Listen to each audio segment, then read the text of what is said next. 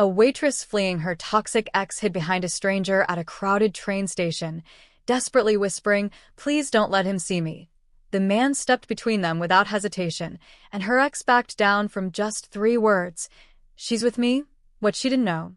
The stranger who just became her shield was a mafia boss trying to leave his dangerous world behind, and protecting her would pull them both into a war neither expected. The rain hit the platform like bullets. Emma Clark's hands wouldn't stop shaking as she gripped the handle of her battered suitcase. Everything she owned was crammed inside, 3 years of her life reduced to 20 pounds of clothing and broken dreams. The departure board flickered. Chicago to anywhere, departing in 6 minutes. 6 minutes until freedom. She pulled her hood lower, trying to disappear into the crowd of late-night travelers. Her ribs ached where Ryan had shoved her into the kitchen counter 2 days ago.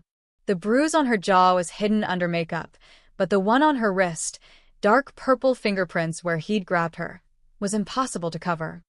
Just get on the train. Just breathe. Just. Emma, her blood turned to ice. No. No, no, no. Ryan's voice cut through the rain and the crowd like a knife. She turned slowly, and there he was, soaked from the rain, eyes wild, standing 30 feet away near the ticket kiosk. He'd found her. Of course he'd found her. He always found her. "Baby, wait." Ryan started pushing through the crowd toward her. "Just talk to me for 1 second." Emma's legs locked. She couldn't move, couldn't breathe. The crowd was too thick to run. The train wasn't here yet. Security was nowhere in sight. She was trapped. Ryan was getting closer, his face shifting from that fake gentle expression he used in public to something darker. She knew that look. That was the look he had right before A man stepped into her line of sight. He was tall, over 6 feet, with dark hair and a perfectly tailored black coat that probably cost more than her entire suitcase.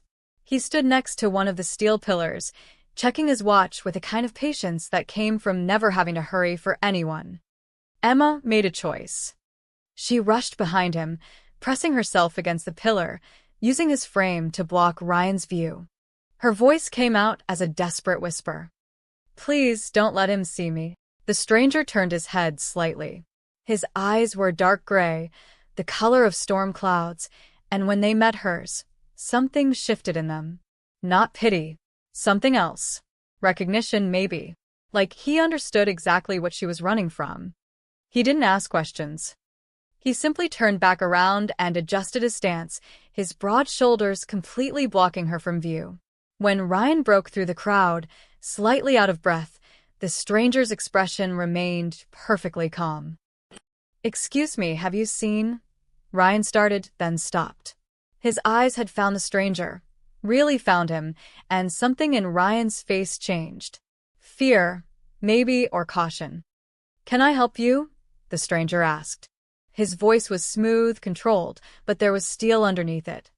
"I'm looking for my girlfriend," Ryan said, trying to peer around him.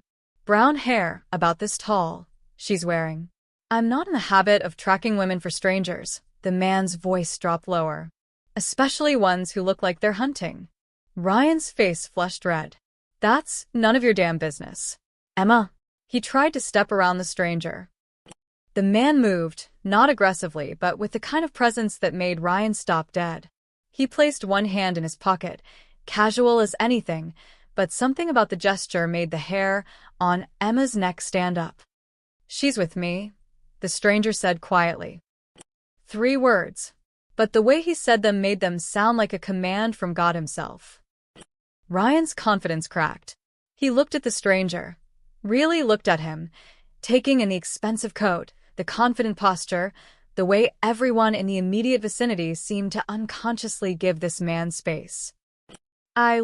Man, I don't want any trouble," Ryan said, his voice going higher. "But that's The lady's with me," the stranger repeated, his tone dropping another degree. "Which means this conversation is over.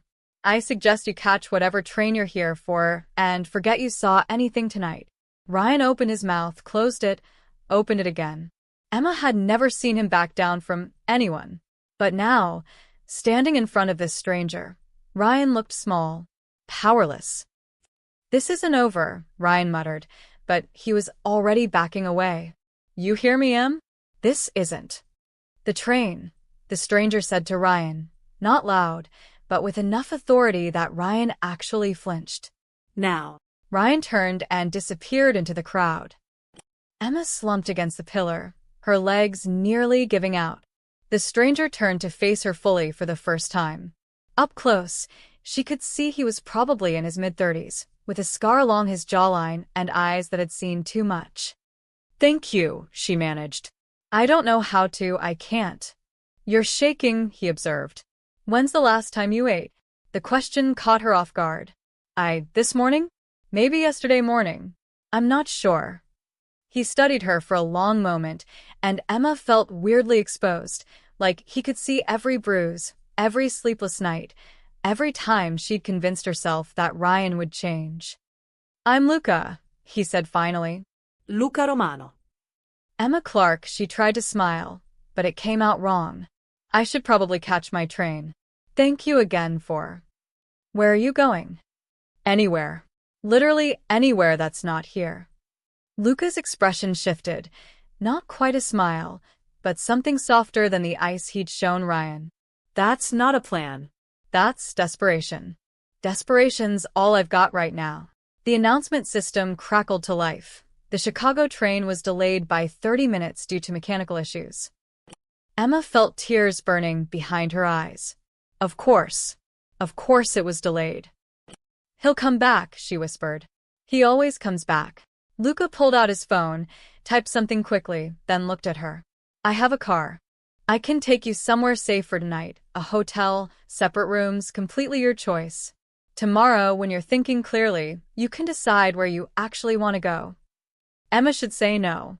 Should tell this stranger, no matter how much he'd just helped her, that she couldn't trust anyone. But she was so tired, so scared. And something about the way Luca looked at her, with respect instead of possession, made her want to trust him. Why would you help me? She asked. You don't even know me? Luca's jaw tightened. Let's just say I know what it's like to be trapped by someone who's supposed to care about you. And I know what happens when nobody steps in. A black Mercedes pulled up to the curb outside the station. A man in a dark suit got out and opened the back door, standing at attention like a soldier. Emma stared. That's your car? That's my driver, Luca corrected. The car comes with him. So what do you say, Emma Clark? Do you want to spend the night running, or do you want to spend it safe? She looked back at the platform, at the crowd, half expecting to see Ryan's face in it.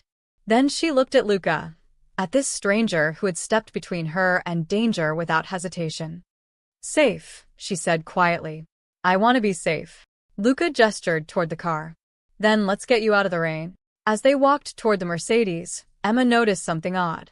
The driver who'd opened the door, he had a small earpiece in his ear. And when another man in a similar suit appeared near the entrance, positioning himself to watch the station, she realized something. These weren't just drivers or bodyguards. These were people who dealt with danger professionally. She glanced at Luca as he held the car door open for her. What do you do, Mr. Romano? His smile was slight, mysterious. I solve problems, Emma. I solve problems that other people can't. She should ask more questions. Should demand to know exactly who this man was before getting into his car. But the rain was still falling, and Ryan was somewhere in that station, and this stranger had just offered her something she hadn't felt in 3 years. Safety. Emma got in the car. As they pulled away from the station, she caught a glimpse of Ryan through the rain-streaked window, standing under an awning, phone pressed to his ear, anger radiating from every line of his body. She turned away and met Luca's eyes across the back seat. You're not going to hurt me, are you? She asked quietly. No, Emma, Luca said, and something in his voice made her believe him. I'm going to make sure nobody hurts you again. The car slid into the Chicago traffic, leaving the station, and Emma's old life, behind in the rain. What Emma didn't know was that in helping her, she'd just become connected to one of the most powerful men in Chicago's underworld. And what Luca didn't know was that in saving her, he'd just painted a target on both their backs. The Vallone family had eyes everywhere. And they'd just started watching. The Grandview Hotel rose into the Chicago skyline like a monument to wealth Emma had only seen in movies. The lobby dripped with crystal chandeliers and marble floors so polished she could see her reflection, wet, exhausted, and completely out of place. Luca walked beside her with the ease of someone who belonged everywhere. The moment they entered, the staff snapped to attention. "Mr. Romano," the concierge said, appearing instantly at Luca's side. His smile was respectful but tight, and Emma noticed the slight tremor in his hands. "We weren't expecting you tonight, sir. Shall I prepare the penthouse?" "Already done, Marco," Luca said smoothly. "And have some food sent up." "Something warm," he glanced at Emma. "Are you vegetarian? Any allergies?" Emma shook her head, too overwhelmed to speak. The concierge, Marco, nodded rapidly and disappeared toward the elevators, pulling out his phone. "This way," Luca said gently, guiding Emma toward a private elevator with a gold panel that required a key card. As they waited, Emma noticed something strange. The other guests in the lobby kept their distance. Not obviously, they didn't stare or whisper, but there was an invisible circle around Luca that nobody crossed. Like people instinctively knew to give him space. The elevator doors opened, and they stepped inside. Luca pressed the button for the top floor. "I really should find a hostel," Emma said, her voice small. "You've done so much already." "I can't." Luca turned to face her, and his eyes were surprisingly kind. "Look at me." She did. "When's the last time you felt safe?" The question hit her like a physical blow. Emma's throat tightened. I don't remember." "Then let me give you one night. One night where you can sleep without fear. Tomorrow, you can go anywhere you want. But tonight just rest." The elevator opened directly into the penthouse suite. Emma stepped out and froze. The space was enormous, floor-to-ceiling windows overlooking the glittering city, modern furniture that probably cost more than her yearly salary, and art on the walls that looked like it belonged in museums. To the left and right, she could see doorways leading to separate bedrooms. "The guest room is on the right," Luca said, reading her mind. "Private bathroom, locks from the inside. I'll be on the left side. There's a living room and kitchen between us, so you'll have complete privacy." Emma walked slowly into the living room, drawn to the massive windows. The rain was still falling, streaking down the glass in rivers. From up here, the city looked beautiful instead of threatening. She caught sight of her reflection, soaked clothes, smudged makeup, hollow eyes. "I look like a drowned rat," she muttered. "You look like someone who just escaped," Luca said quietly. He'd moved to the kitchen and was pouring 2 glasses of water. "There's no shame in that." A knock at the door made Emma jump. Luca crossed to it smoothly, checking through the peephole before opening it. 2 men in hotel uniforms wheeled in carts laden with covered dishes. But these weren't regular hotel workers. Emma could tell by the way they moved, by the quick glance they gave the room, by the subtle nod they gave Luca. Security, disguised as staff. After they left, Luca gestured to the dining table. "Hungry." Emma realized she was starving. They sat, and Luca uncovered the dishes: pasta, bread, soup, a salad. Simple, warm food that made Emma's stomach growl embarrassingly loud. "Eat," Luca said with a small smile. "You don't have to be polite here." Emma didn't need to be told twice. She ate quickly at first, then forced herself to slow down as her stomach adjusted. Luca ate quietly across from her, never staring, never making her feel watched. It was oddly comfortable. "Can I ask you something?" Emma said between bites. "Anything." "Why is everyone so," she searched for the word, "scared of you?" Luca's fork paused halfway to his mouth. He set it down carefully. "What makes you think they're scared?" The concierge's hands were shaking. "The staff in the lobby avoided looking at you directly. Your driver and those men, they're not regular security, are they?" Luca leaned back in his chair, studying her. "You're observant." "I had to be. Ryan taught me to read people's moods to stay safe." Something dark crossed Luca's face. "I'm not Ryan." "I know." But you didn't answer my question. Luca was quiet for a long moment, and Emma thought he might not answer at all. Finally, he spoke. I come from a complicated family, Emma. We have Influence in this city. Business connections that run deep. Some of those connections make people nervous. What kind of business? The kind that keeps people safe. The kind that solves problems when the police can't, or won't. He met her eyes. I'm not going to lie to you. My world isn't simple, and it isn't always legal. But I've never hurt anyone who didn't deserve it, and I've never hurt anyone weaker than me. Emma should be terrified. Should grab her suitcase and run. But instead, she thought about how Luca had stepped between her and Ryan without hesitation. How he'd gotten her passport back somehow. How he'd offered her safety without asking for anything in return. Are you a criminal? She asked bluntly. Luca's laugh was short and genuine. That's the most direct anyone's been with me in years, he considered. I live in gray areas, Emma. But I'm trying to move toward the light. Does that make sense? Not really. But I think I trust you anyway, she paused. Which is probably stupid. Maybe. Or maybe you're a good judge of character. They finished eating in companionable silence. When Emma's eyes started to droop, Luca stood. Come on. Let me show you the guest room. The bedroom was beautiful, a king-sized bed with soft white linens, an ensuite bathroom with a rainfall shower, and a door that locked from the inside just as Luca had promised. On the bed, Emma found a new set of clothes, simple pajamas and a change of clothes for tomorrow, all in her size. How did you? I texted my assistant while you were looking at the view, Luca explained. She's good at details. If anything doesn't fit, just let me know. Emma touched the soft fabric. Nobody had taken care of her like this in years. Thank you, Luca. For everything. Get some rest, he turned to leave, then paused at the door. Emma? That lock works both ways. I can't get in, and you can't get out without unlocking it. You're safe here. I promise. After he left, Emma locked the door and leaned against it, listening to his footsteps retreat. She showered, washing away days of fear and dirt, then put on the pajamas and climbed into the most comfortable bed she'd ever felt. Through the window, she could see the city lights twinkling through the rain. For the first time in 3 years, Emma Clark fell asleep without fear. What she didn't know was that while she slept, Luca made 3 phone calls. The first was to his head of security. Put a detail on Emma Clark. 24/7. If Ryan Mitchell comes within 100 feet of her, I want to know. The second was to his lawyer. I need a restraining order drafted by morning. The third was to someone Emma would never know about, a man who specialized in making problems disappear. The ex-boyfriend, Luca said quietly.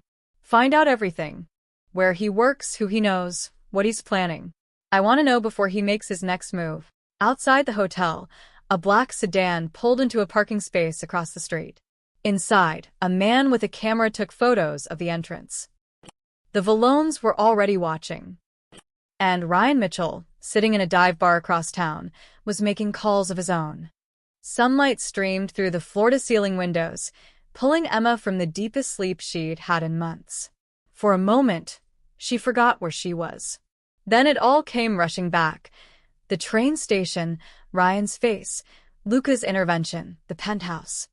She sat up slowly, half expecting the door to burst open, half expecting to find it had all been a dream.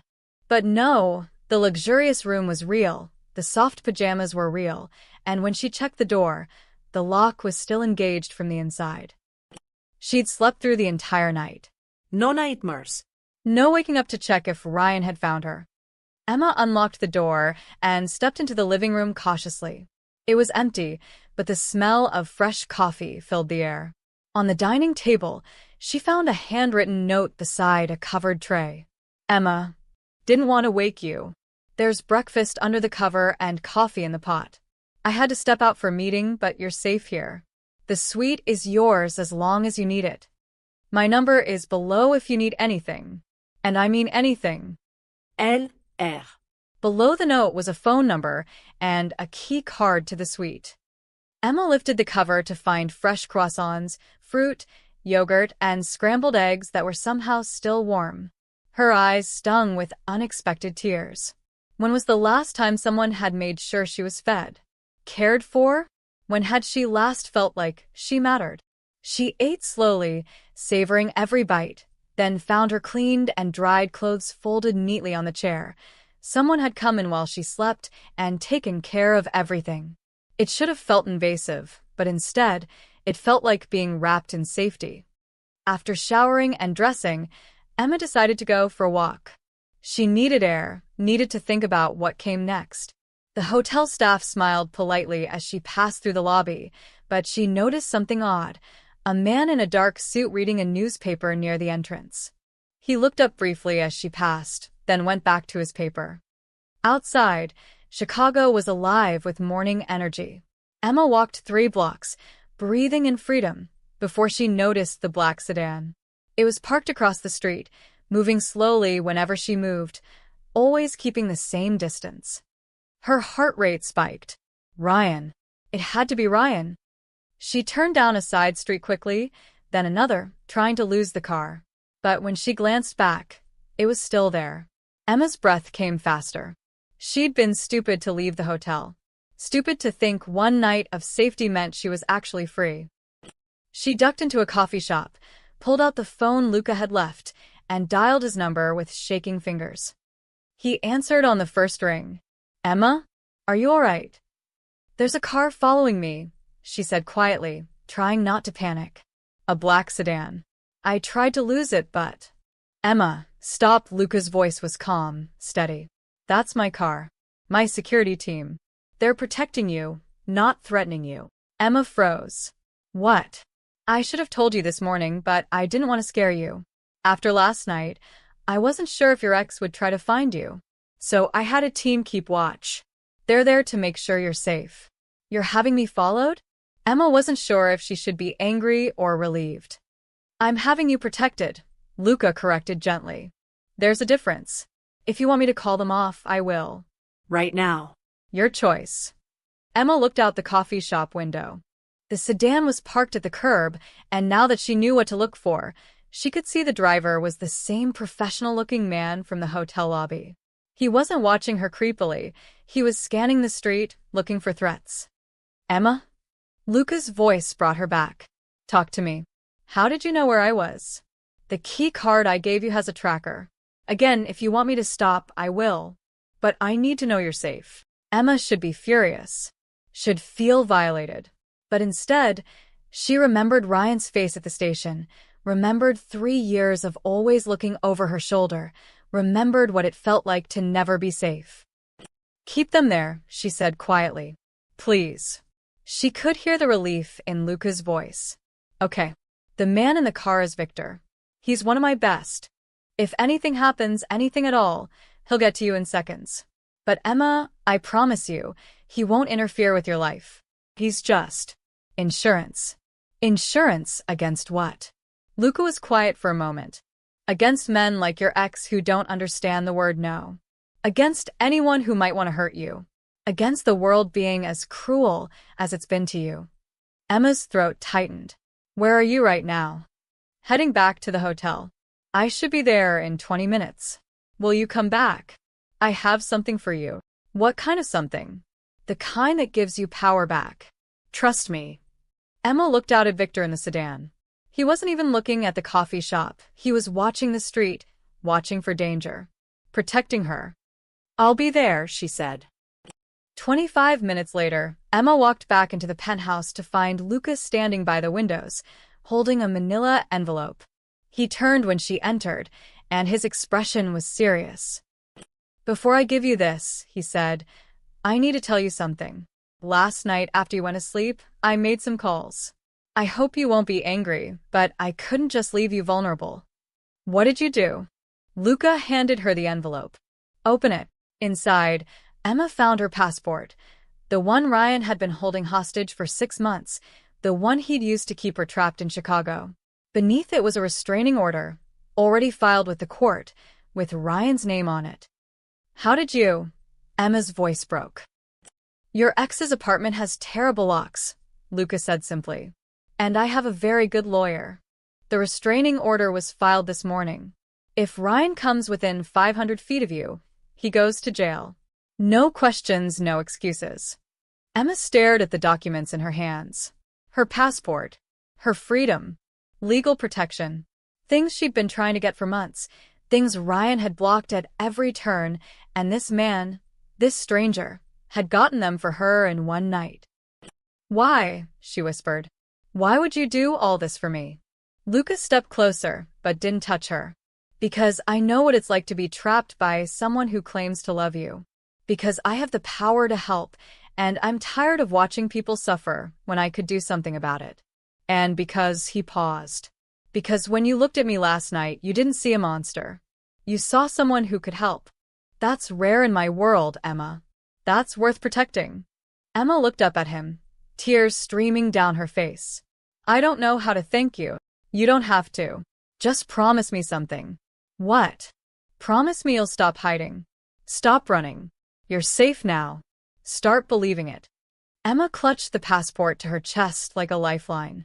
For 3 years, she'd been a prisoner. And now, because of a stranger who stepped between her and danger, she was free. But freedom, she was about to learn, came with its own complications. Because across town, Ryan Mitchell was sitting in a dingy bar, staring at his phone. On the screen was a photo, Emma getting into Luca Romano's car at the train station. And sitting across from him was a man in an expensive suit who smiled like a shark.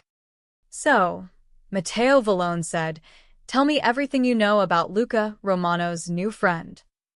The bar smelled like stale beer and broken dreams. Ryan Mitchell sat in a corner booth, nursing his third whiskey, his phone screen glowing in the dim light. The photo taunted him. Emma, getting into that expensive car, protected by that bastard who'd humiliated him at the station. His jaw still ached from where he'd punched the wall after getting home that night. Emma was his. 3 years he'd invested in her, 3 years of shaping her into what he needed, and now some rich asshole thought he could just take her. You look like someone stole your favorite toy. Ryan looked up sharply. The man sliding into the booth across from him wore a suit that probably cost $5,000. His hair was salt and pepper, slicked back, and his smile didn't reach his cold blue eyes. 2 men in dark jackets stood behind him, hands clasped in front of them like Secret Service agents. Who the hell are you? Ryan asked. Matteo Vallone, the man extended his hand. Ryan hesitated, then shook it. Vallone's grip was crushing. I'm someone who takes an interest in Luca Romano's activities. And you, Mr. Mitchell, seem to have stumbled into something interesting.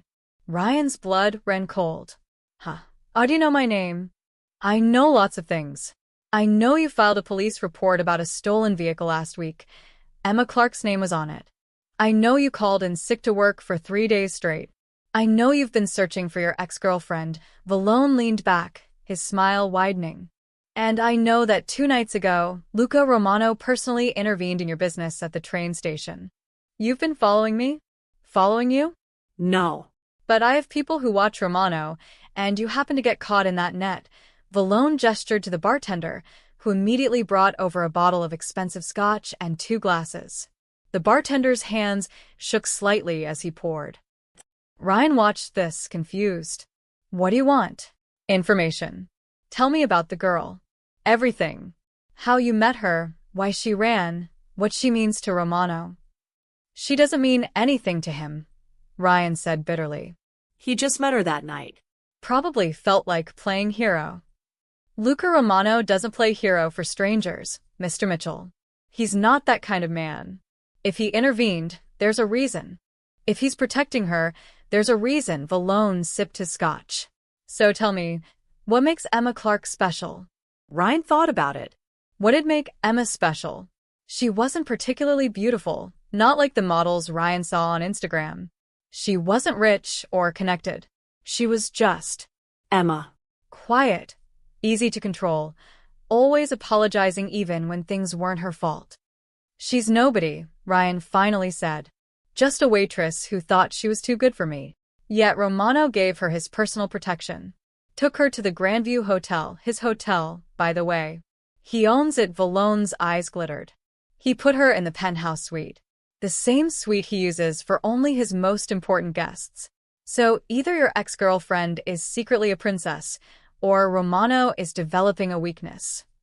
The word hung in the air like poison. A weakness? Ryan repeated. Luca Romano has been untouchable for years. He's careful, calculated, never gets personally involved with anyone outside his inner circle. It makes him very difficult to. Valogn paused, choosing his words carefully. Negotiate with. But if he's developed an attachment to this girl, well, that changes things. Ryan's mind was racing. What kind of things? Valogn leaned forward. Let me explain something about power, Mr. Mitchell. Men like Romano, they're not afraid of bullets or threats. They're surrounded by security. They have lawyers and politicians in their pockets. They're practically untouchable. But everyone has a weakness. Everyone has something they care about more than their own safety. You think Emma is his weakness? I think she could be. And I think you could help me confirm that. Valogn pulled out his phone and slid it across the table. On the screen were photos. Emma leaving the hotel that morning. Emma walking into a coffee shop. Emma looking over her shoulder at the black sedan. Ryan's hands clenched into fists. You've been watching her? Watching them both. Romano has her under 24-hour protection. That's not standard procedure for a casual acquaintance, Mr. Mitchell. That's something you do for someone you care about. So, what do you want from me? Valogne's smile grew sharper. Information. Details about Emma Clark. Where she worked, who her friends are, her routines, her habits. Everything that could help us get close to her. Ryan felt a chill run down his spine. Get close to her? What are you planning? Nothing that concerns you yet. Right now, I just need to know if she's truly important to Romano. And you're going to help me find out. Valogn pushed a thick envelope across the table. That's $5,000. Consider it a down payment for your cooperation. Ryan stared at the envelope. $5,000 would solve a lot of problems. Would let him hire the lawyer he needed to fight that bogus restraining order. Would let him get Emma back where she belonged. And if I help you? Ryan asked slowly. What do I get? Besides the money? You get Romano out of the picture. You get your girlfriend back. You get revenge on the man who humiliated you. Valogne's voice dropped lower. Think about it, Mr. Mitchell. Romano stepped between you and Emma like you were nothing. Made you look weak in front of her. Made you back down like a coward. Don't you want to make him pay for that? Ryan did. God, he really did. The rage that had been building since that night at the station burned hotter. What do you need to know? Ryan asked. For the next hour, Ryan told Matteo Valogn everything. About how Emma loved old bookstores and coffee shops with outdoor seating. About how she always wanted to help people, thought about going back to school for social work. About her routine, her habits, the places she felt safe. He told Valogn about the bruises he'd left, about the fights, about how Emma had finally found the courage to pack her bags while he was at work. He told him about the stolen car report he'd filed as revenge, about the friends he'd scared away from her, about the job he'd gotten her fired from. Valogn listened to it all with the patience of a spider building a web. You're a real piece of work, aren't you? Valogn said when Ryan finished, but there was admiration in his voice. No wonder she ran. She'll come back, Ryan said defensively. Once Romano loses interest, she'll realize she needs me. Of course she will. Valogn stood, buttoning his jacket. We'll be in touch, Mr. Mitchell. Keep your phone on. And do me a favor, stay away from Emma for now. If Romano's men see you sniffing around, it'll complicate things. Wait, Ryan said as Valogn turned to leave. What are you going to do to her? Valogn looked back, and his smile was absolutely terrifying. Whatever it takes to hurt Luca Romano. Your ex-girlfriend just became the most valuable piece on the chessboard, Mr. Mitchell. And in chess, sometimes you have to sacrifice a piece to win the game. He walked out, his bodyguards following like shadows. Ryan sat alone in the booth, the envelope of money in front of him, and for the first time since Emma had left, he felt a flicker of something that might have been regret. But it was too late now. The wheels were already in motion. Outside the bar, Matteo Vallone climbed into his black SUV. His phone rang immediately. Did he take the bait? A voice asked. Like a starving fish, Matteo replied. The ex-boyfriend is greedy, angry, and stupid. Perfect combination. Get her people in place. I want to know everywhere Emma Clark goes, everyone she talks to, every move Romano makes to protect her. And then we take her. Romano thinks his money and power make him untouchable? We'll show him what happens when you try to go legitimate in the city. The Romanos built their empire on blood. It's time Luca remembered that. Matteo hung up and stared out at the Chicago skyline. The game was beginning. And Emma Clark had no idea she'd just become the prize. 4 days had passed since the train station. 4 days of Emma sleeping without nightmares, eating without her stomach in knots, breathing without fear. The penthouse had become a sanctuary she was almost afraid to leave. Almost. On the 5th morning, Emma decided she needed to start rebuilding her life. She couldn't hide in luxury forever, no matter how safe it felt. She needed a job, an apartment of her own, a plan for the future. She was making coffee when someone knocked on the penthouse door. Emma froze. Luca had left an hour ago for a business meeting. Nobody else had the key card to access this floor. Miss Clark. A woman's voice came through the door. I'm Sophia, Mr. Romano's assistant. I have something for you.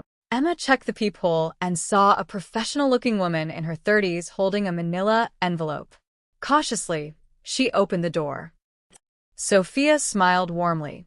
Good morning. Mr. Romano asked me to deliver this personally. She handed over the envelope. If you need anything at all, my card is inside. Have a wonderful day. She left before Emma could respond. Inside the envelope, Emma found her driver's license, the one Ryan had also been holding hostage.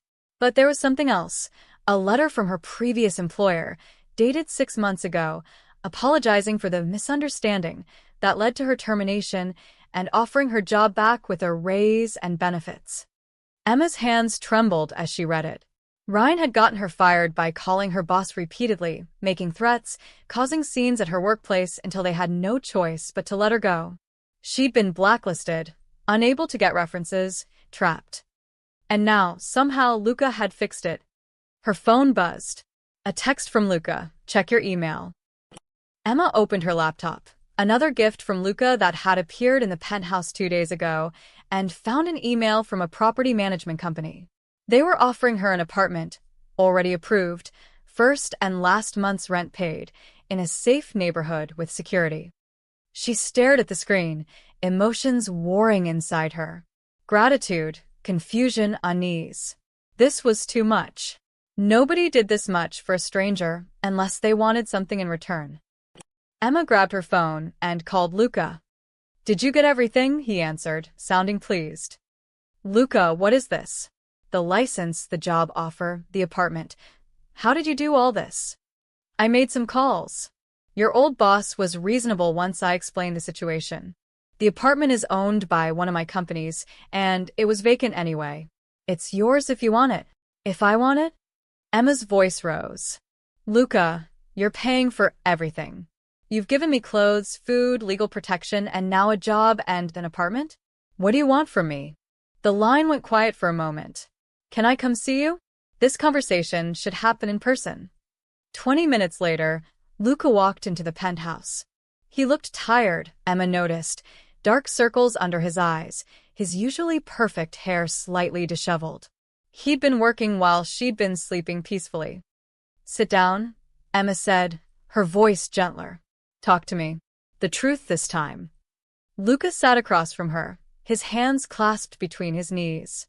For the first time since she'd met him, he looked uncertain. The truth is complicated, he began. I'm smart enough to handle complicated. A ghost of a smile crossed his face. Yes, you are. He took a deep breath. My family name is Romano. In Chicago, that name carries weight and history. My father built an empire in this city, but it wasn't the kind of empire people talk about proudly. It was built on fear, on control, on things that kept him powerful but cost him his soul. Emma listened, her heart pounding. When he died 6 years ago, I inherited everything. The businesses, the connections, the enemies. I was 28 years old and suddenly responsible for an organization that he paused, choosing his words carefully. That operated outside the law. That hurt people. That made money in ways I'm not proud of. The Mafia, Emma said quietly. Luca met her eyes. Yes. Though we don't use that word. We call it the family business, but you're right. That's what it is. What it was. What it was. For the past 2 years, I've been trying to change things. Selling off the illegal operations, investing in legitimate businesses, cutting ties with the people who made their money through violence and exploitation. It's not easy. There are families who see my transition as weakness, as betrayal. The Vallones are one of them. Emma's stomach tightened at the unfamiliar name. Who are the Vallones? Rivals. They've been trying to take over Romano territory for years. My father kept them in check through fear and force. I've been trying to find another way. Luca's jaw tightened. But they don't respect diplomacy. They see kindness as weakness. And what does this have to do with me? Luca stood and walked to the window, his back to her. When I helped you at the station, I wasn't thinking about consequences. I just saw someone who needed help, and I had the power to provide it. But my world doesn't work that way. Every action has ripples. Every person I protect becomes a target. Emma's blood ran cold. You think the Vallones know about me? I think they know about everyone connected to me. And I think, he turned to face her. I think your ex might have made contact with them. What? Why would Ryan? But even as she said it, Emma knew. Ryan's rage, his humiliation, his need for revenge. Of course he'd reach out to Luca's enemies if he thought it would hurt him. I can't prove it yet, Luca continued. But my people have been watching him. He met with someone at a bar 3 days ago. We're still identifying who, but the meeting lasted over an hour. Money exchanged hands. Emma sank into the chair, her mind reeling. So, what does that mean for me? Luca crossed the room and knelt in front of her, his eyes intense. It means I need to keep you safe. The apartment, the job, the security, it's not about control, Emma. It's about protection. I put you in danger by helping you, and now I have a responsibility to make sure nothing happens to you. You don't owe me anything. Yes, I do, his voice was fierce. You trusted me when you had no reason to. You looked at me and saw someone who could help instead of someone to fear. Do you know how rare that is? Do you know what that means to someone like me? Emma reached out and touched his face, her fingers tracing the scar on his jaw. Who are you really, Luca Romano? Someone who's done things he regrets, Luca said softly. Someone who's hurt people to protect his family. Someone who's trying to be better than his father, but doesn't always know how. Someone who, he paused, his hand covering hers. Someone who sees something good in you and wants to protect it, even if it costs me everything. Why me? Because you're what I'm fighting for, Emma. You're proof that good people exist, that there's something worth protecting in this world. When I look at you, I see what my life could have been if I'd had different choices. You make me want to be the man you think I am. Emma's eyes filled with tears.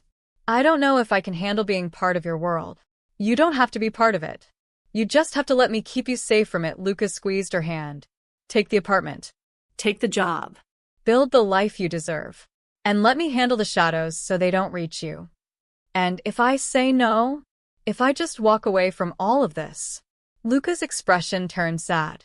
Then I'll have Victor drive you wherever you want to go, and I'll make sure the Vallones lose interest in you. You'll be free. But Emma, he hesitated. I need you to understand something. I don't do this for people. I don't open my home. I don't share my resources. I don't put myself at risk for strangers.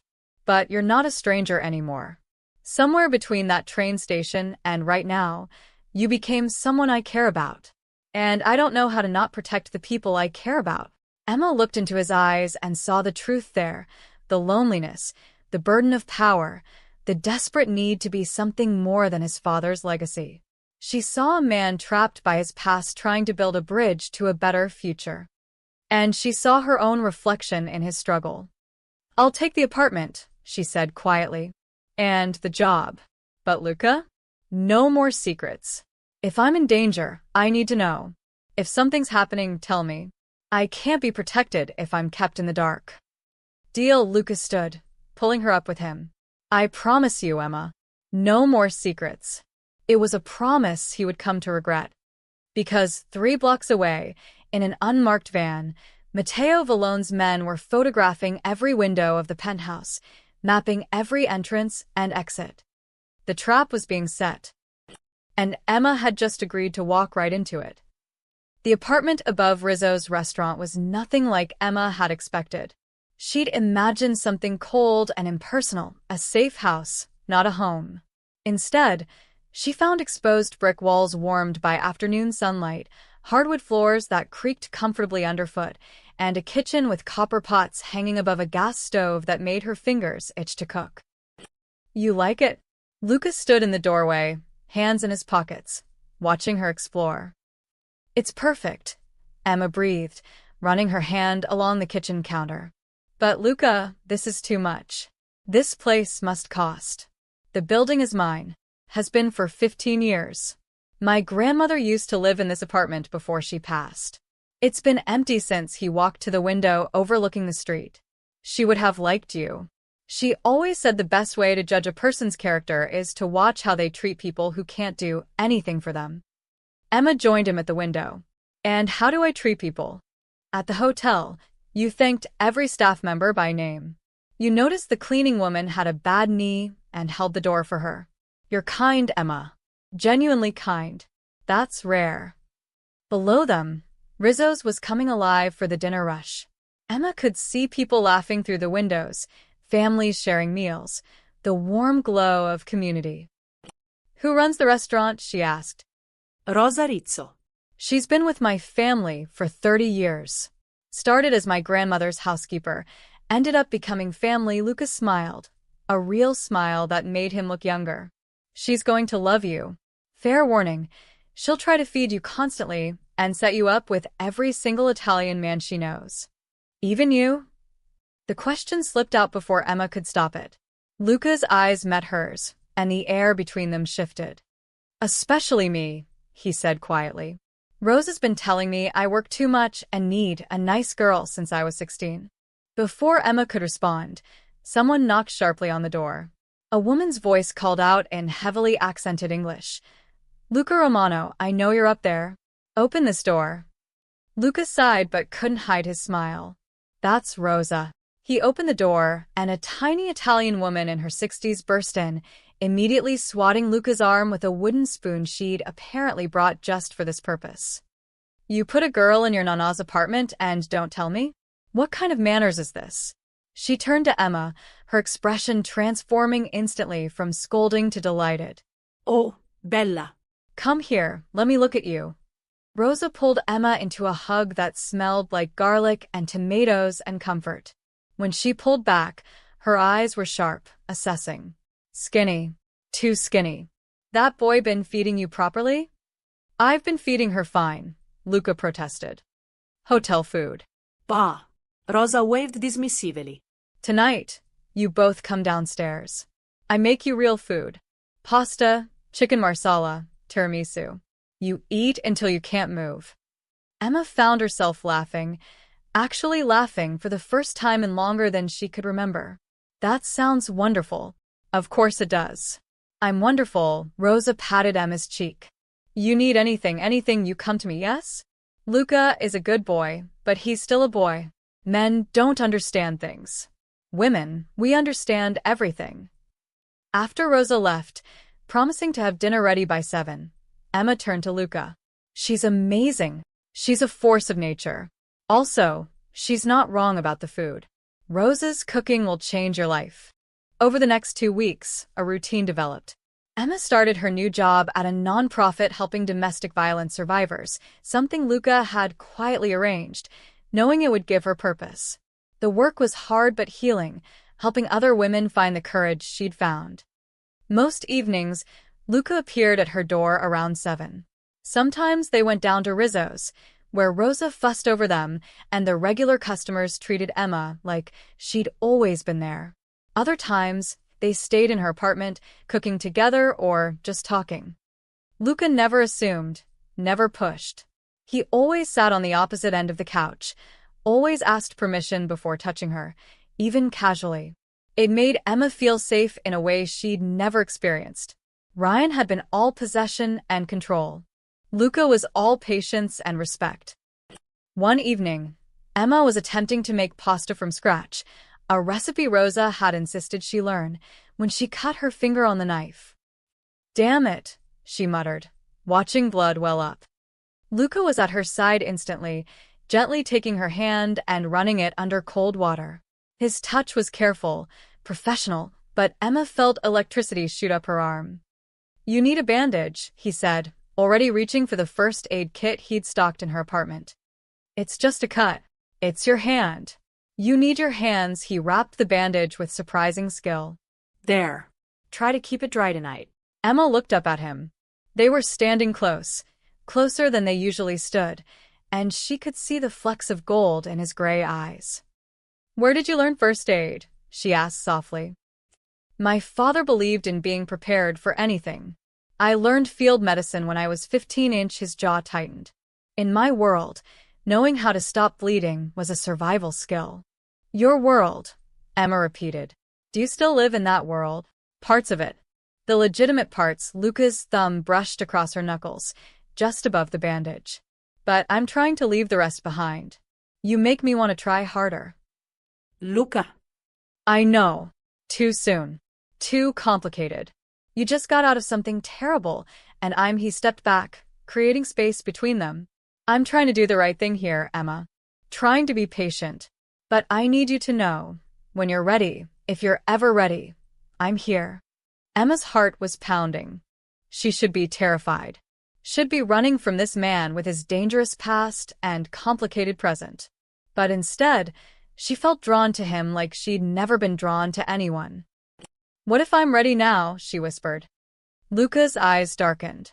"Emma, you don't know what you're saying. 3 weeks ago, you were running from a man who hurt you. You need time to heal, to figure out who you are without someone controlling you. I won't be another person who takes advantage of your vulnerability." "You think I'm vulnerable? I think you're healing. There's a difference." He cupped her face gently. "And I think you deserve someone who waits until you're whole before asking you to be part of something. Even something good." Emma leaned into his touch. "Has anyone ever told you that you're nothing like what people expect?" "What do people expect?" "A monster. A criminal. Someone cold and dangerous." "I am dangerous, Emma. Don't forget that. I've done things that would horrify you. Hurt people who deserved it, and some who probably didn't. I'm not a good man trying to be better. I'm a bad man trying to be good. There's a difference." "I don't believe that." "Then you don't know me as well as you think." Emma grabbed his hand, holding it firmly. "So let me know you." "Stop pushing me away, because you think you're protecting me from yourself.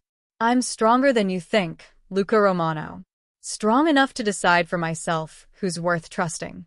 For a long moment, they stood there, something unspoken building between them. Then Luca leaned down and pressed a kiss to her forehead, gentle, reverent, full of promise. "Dinner," he said, his voice rough. "Let's finish dinner before Rosa sends someone to check on us." They cooked together, stealing glances, hands brushing accidentally on purpose. Emma found herself smiling so much her cheeks hurt. When Luca laughed at one of her stories, a full, genuine laugh that transformed his entire face, Emma realized something terrifying. She was falling for him. For the man who'd saved her. The man who gave her safety and asked for nothing in return. The man who was trying so hard to be better than his past. What Emma didn't know was that outside her building, a photographer sat in a parked car, taking pictures through her window. Pictures of her laughing, cooking, touching Luca's arm. Pictures that would be on Matteo Vallone's desk by morning. The subject line of the email: confirmed. Romano is attached. The trap was ready. They just needed to decide when to spring it. Emma couldn't stop smiling as she walked down 5th Street.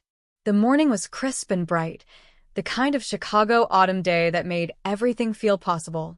She'd just finished her shift at the nonprofit, and for the first time in years, she felt like she was exactly where she was supposed to be. "I'm heading to Morrison's Books," she told Rosa that morning over coffee. They finally reopened after the renovation. "I've been dying to check it out." Rosa had beamed. "Get yourself something nice. You deserve it, Bella." Emma hadn't noticed the kitchen porter, a quiet man named Danny, who'd started working at Rizzo's 2 weeks ago, listening from the corner. Hadn't seen him pull out his phone the moment she left. Morrison's Books was a 3-story haven of leather and paper smells, with overstuffed chairs and cats that wandered between the shelves. Emma lost herself in the fiction section, running her fingers along spines, pulling out books at random. This was freedom, the ability to spend an afternoon browsing without someone texting her every 5 minutes, demanding to know where she was and when she'd be home.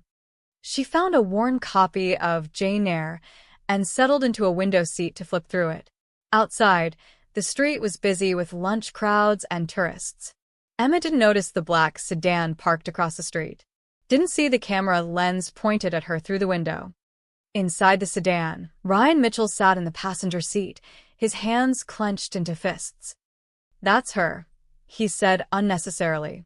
The man beside him, one of Mateo's enforcers, was already taking photos.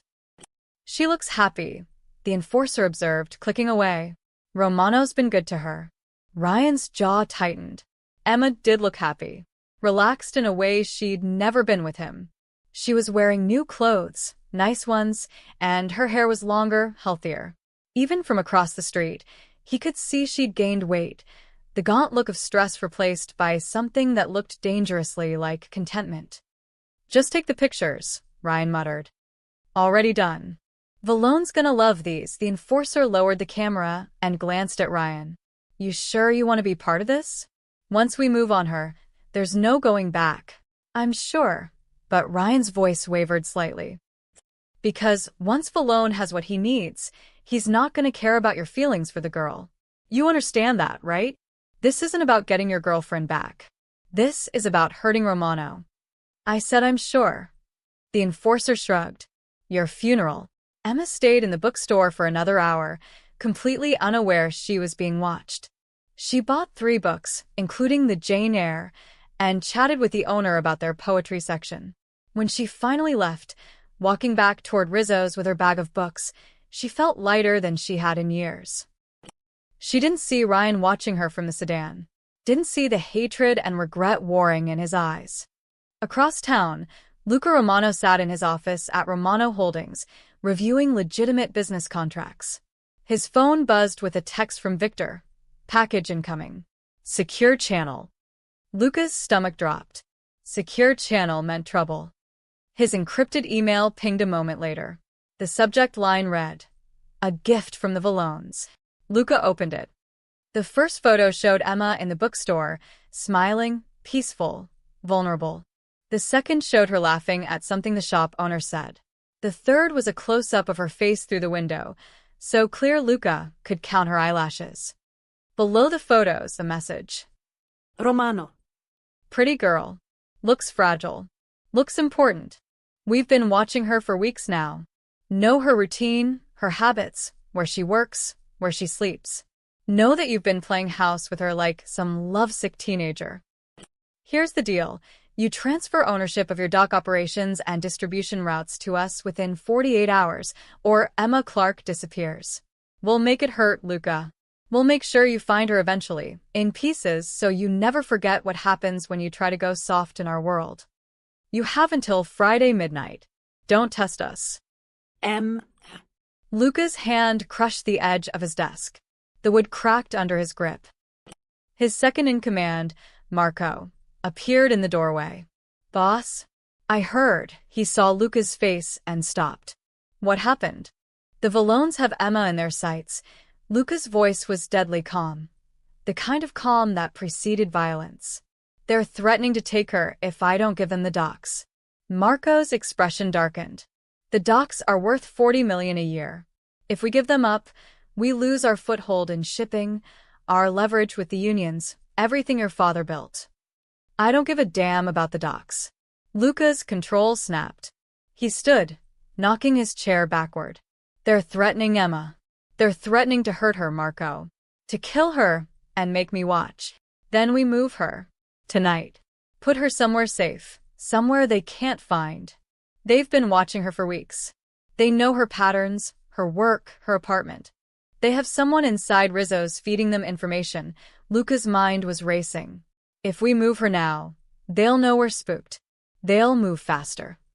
So what do? Luca stared at the photos on his screen. Emma's smile, captured in high definition.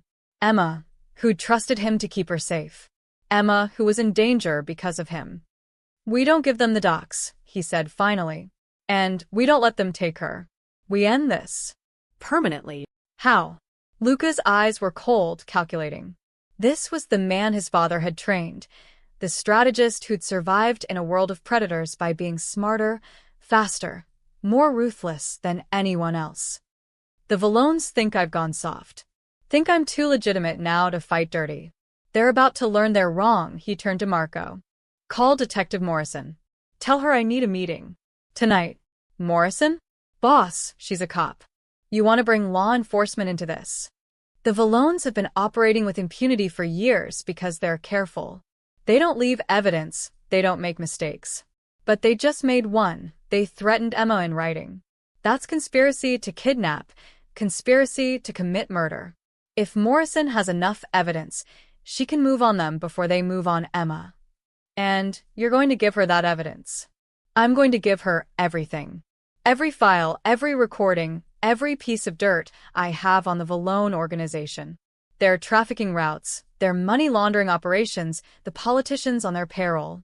Everything. Luca's jaw set. I was trying to go legitimate slowly, carefully. But they just forced my hand. I'm burning it all down, Marco. The entire underworld. And the Vallones are going down first. Marco stared at his boss. You're going nuclear. You understand that? Every family in Chicago will know you cooperated with the cops. You'll be marked forever. I don't care. Luca looked at Emma's photo again. Let them come. Let them all come. I've spent my whole life being what my father wanted, what the families expected, what the city needed. For once, I'm going to be what I choose. And I choose to keep Emma safe, whatever it costs. Marco nodded slowly. Your father would have gone to war. My father is dead. And his way of doing things died with him. Luca closed the laptop. Get Morrison. Get our lawyers. And get every piece of intelligence we have on Vallone operations. We have 48 hours to take down an empire. And Emma? Keep Victor's team on her. Don't tell her about the threat yet. If she knows she's in danger, she'll try to leave to protect me. I need her exactly where she is until we can neutralize the threat. Luca grabbed his coat. And Marco? If anything happens to her, if they get within 10 feet of her, I want to know immediately. I don't care what meeting I'm in or what I'm doing. Immediately. Yes, boss. As Luca left his office, his phone rang. Emma's name lit up the screen. He answered, forcing his voice to sound normal. Hey. How was the bookstore? Amazing. I found a first edition Jane Eyre. Well, not a first edition, but early enough to be exciting. I'm heading back to the apartment now. Want to come over for dinner? I'm attempting Rose's chicken recipe. Luca closed his eyes, memorizing the sound of her happiness. I'd love that. Give me an hour. Perfect. See you soon. After she hung up, Luca stood in the hallway of his building, struggling to control his rage. The Vallones had made a critical mistake. They thought Emma was his weakness. They were right. But what they didn't understand was that a man's weakness could also be his greatest strength. And Luca Romano would burn the entire city down before he let anyone hurt her. The war had begun. And the Vallones had no idea what was coming. Emma hummed as she walked home from the grocery store, bags swinging at her sides. She'd bought ingredients for Rose's famous chicken marsala and was determined to get it right this time. Luca would be there in an hour, and she wanted everything to be perfect. The afternoon sun cast long shadows across the street. Emma was 3 blocks from Rizzo's when she noticed the white van idling at the corner, the same van that had been parked there yesterday. A flicker of unease passed through her, but she pushed it away. This was a busy neighborhood. Vans parked on streets all the time. She was pulling out her keys when she heard footsteps behind her. Fast, purposeful. Emma turned, but it was too late. A hand clamped over her mouth, chemical-soaked cloth pressed against her nose. She tried to scream, tried to fight, but her limbs went heavy almost immediately. The grocery bags fell from her hands, oranges rolling across the sidewalk. "Got her," a voice said. "Move." Emma's vision blurred. She saw Victor, Luca's security guard, running toward her from his car, his hand reaching for his weapon. Then she saw the second man appear behind him, something flashing in his hand. Victor went down. No, Emma tried to scream, but the word wouldn't come. The world tilted as they dragged her toward the van. She caught a glimpse of faces in Rizzo's window, Rosa, her hands flying to her mouth in horror. Then darkness swallowed everything. Emma woke to the smell of rust and mildew. Her head pounded, and her mouth tasted like copper. She tried to move and realized her wrists were zip-tied to a metal chair, her ankles bound as well. Panic hit her like ice water. The room was a warehouse, abandoned, judging by the broken windows and graffiti-covered walls. Weak sunlight filtered through the dirt-streaked glass. How long had she been unconscious? Minutes? Hours?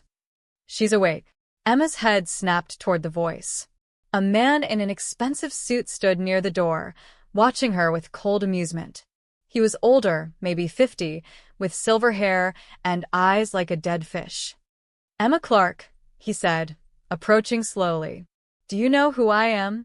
Emma's throat was too dry to speak. She shook her head. "Matteo Vallone. I'm a business associate of Luca Romano's."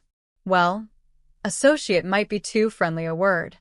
Rival is more accurate." He pulled up a crate and sat in front of her, close enough that she could smell his cologne. "You're a very important person, Emma. Do you know why?" "Let me go," Emma managed, her voice cracking. "In time. "First, we need to make a little video for your boyfriend." Matteo pulled out his phone. "Don't worry, we won't hurt you. Not yet. Luca needs to see you alive and frightened, so he understands we're serious." "Luca will kill you," Emma said, surprising herself with the venom in her voice. Matteo laughed. "That's what I'm counting on. You see, Luca has been trying to go legitimate, trying to play nice with the law, trying to be something he's not. It's made him weak. But you've made him weaker. He cares about you.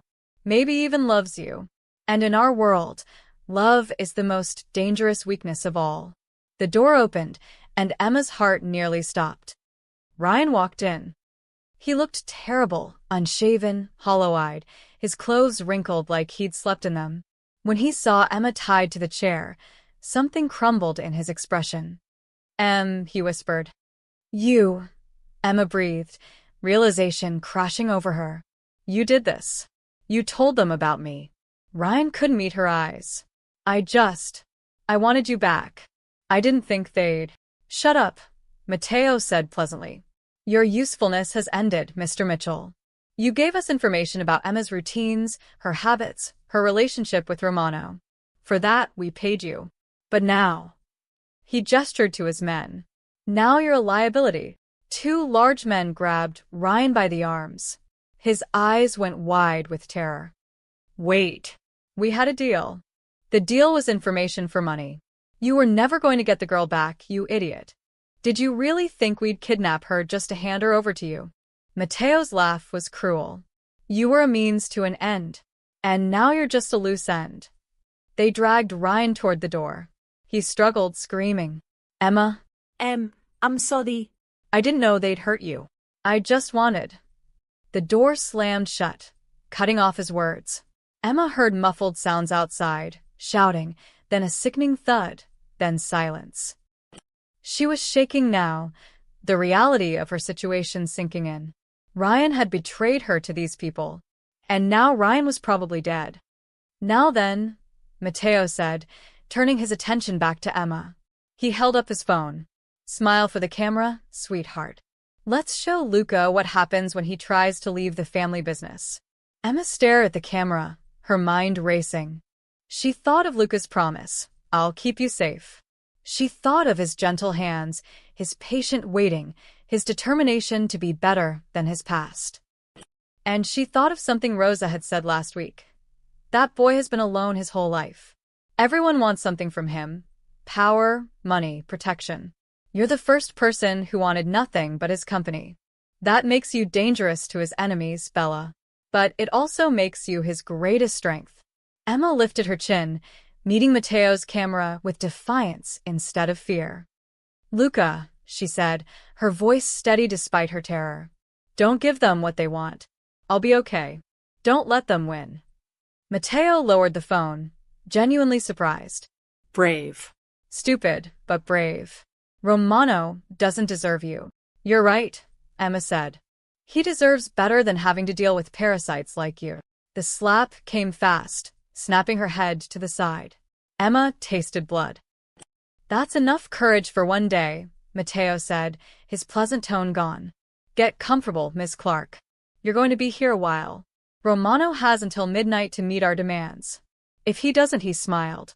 "Well, let's just say we have creative ways of making our point." He left, his men following. Emma heard locks sliding into place, multiple deadbolts engaging. She was alone. Emma tested the zip ties, but they were tight, cutting into her skin. The chair was bolted to the floor. The windows were too high and too broken to climb through even if she could free herself. She closed her eyes, fighting back tears. Think, Emma. Think. She'd survived 3 years with Ryan. She'd found the courage to run. She'd trusted Luca when every instinct told her not to trust anyone. She was stronger than she'd ever believed possible. And Luca would come. She knew he would come. She just had to survive until he did. 3 miles away, Luca Romano stood in an abandoned lot, staring at his phone. Victor was in the hospital, with a concussion. The grocery bags were still scattered on the sidewalk. And the video that had just arrived showed Emma, his Emma, tied to a chair, blood on her lip, defiance in her eyes. "Don't give them what they want. I'll be okay. Don't let them win." Marco stood beside him, silent, waiting. "Find them," Luca said, his voice empty of emotion, the kind of empty that came before an explosion. "I don't care what it takes. Find them. Now." "Boss, Morrison says the raids are ready. Federal agents are positioning outside every Valone property. We hit them all at once in 3 hours, they'll." 3 hours is too long. Luca's hands were shaking, with rage, with fear, with the knowledge that every second Emma was with the Valones was a second she was in danger. "She told me not to give them what they want. She's protecting me even now. Do you understand what that means? It means she loves you. It means I found someone worth dying for." Luca looked at Marco. "And if they hurt her, if they touch one hair on her head, I will end the Valone family. I will erase them from existence. I will make them wish they'd never heard my name." His phone buzzed. A message from an unknown number. "TikTok, Romano. Midnight deadline. Make your choice. Your empire or your girl." Luca typed back. "You just made the last mistake of your life." The war was no longer coming. It had arrived. Luca Romano stood in his office, surrounded by his most trusted men. On the table before him lay weapons, guns, tactical gear, everything needed for a full-scale assault. His father's way. The old way. Marco watched him carefully. "We have 20 men ready. Say the word, and we go in heavy. Extract Emma. Eliminate the Valones. It's what your father would have done." Lucas stared at the guns, his hands clenched into fists. Every instinct screamed at him to grab a weapon and tear through the Valones until he found Emma. To paint the city red until she was safe in his arms again. But then he heard her voice in his head. "Don't give them what they want. Don't let them win." "No," Lucas said quietly. "Boss, my father's way got him killed. It got good people killed. It kept this city bleeding for 40 years. Luca looked up, his eyes clear. "Emma told me not to let them win. If I go in shooting, even if I get her out, the Valones win. They prove I'm still the monster my father raised. They prove I can't escape the violence. Then what do we do? Marco asked. We can't just wait for the feds. Emma could be. We use our heads instead of our guns. Luca pulled out his phone and dialed Detective Morrison. She answered immediately. Romano.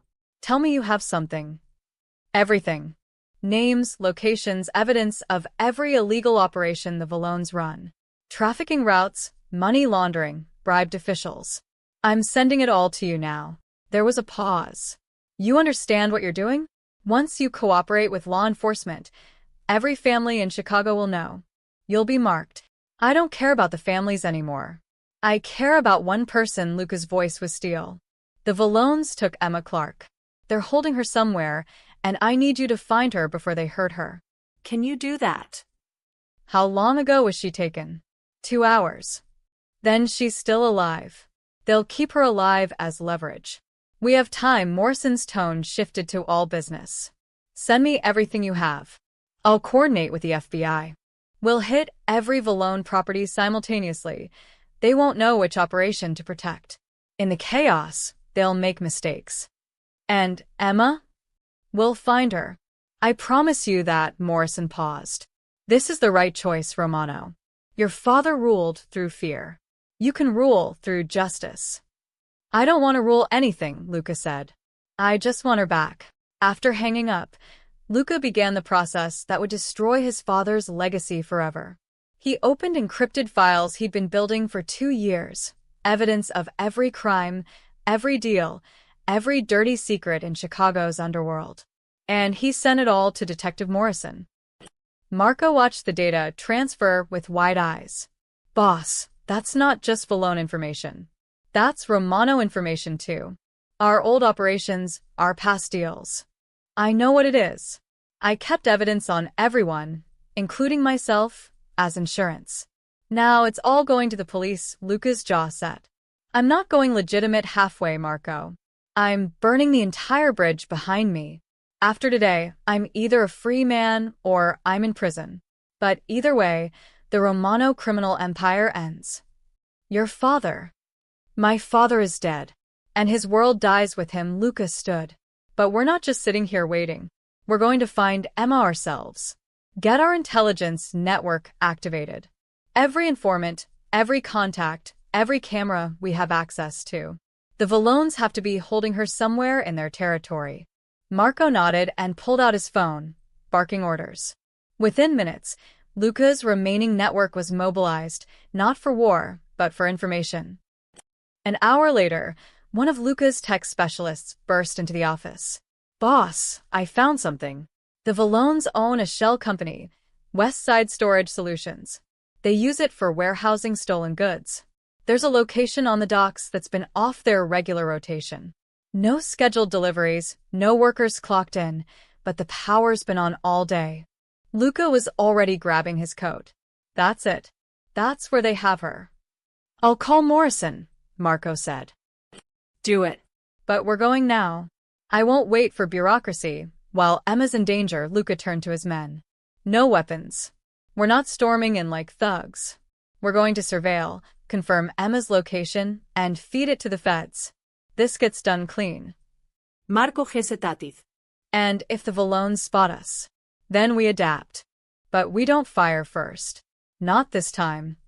20 minutes later, Luca and Marco sat in an unmarked car 2 blocks from the warehouse. Through binoculars, Luca could see 2 guards at the entrance, another patrolling the perimeter. The building was old, industrial, with few windows, the perfect place to hide someone. Thermal imaging shows 3 heat signatures inside, the tech specialist reported through their earpiece. 1 stationary, probably Emma. 2 moving, guards.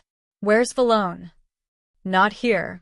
Our sources say he's at his estate, waiting for your response to his demands. Luca's phone buzzed. Morrison, FBI en route to your location. ETA 20 minutes. Do not engage.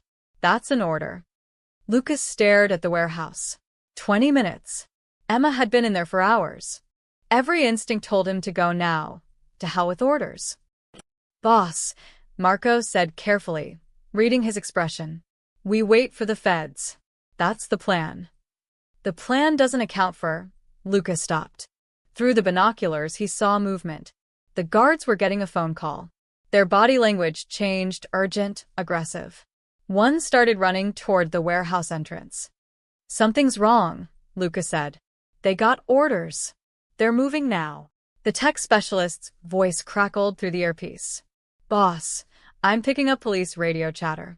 The FBI raids just started across the city. Every Valone operation is being hit simultaneously. The guards must have been warned. Marco's face went pale.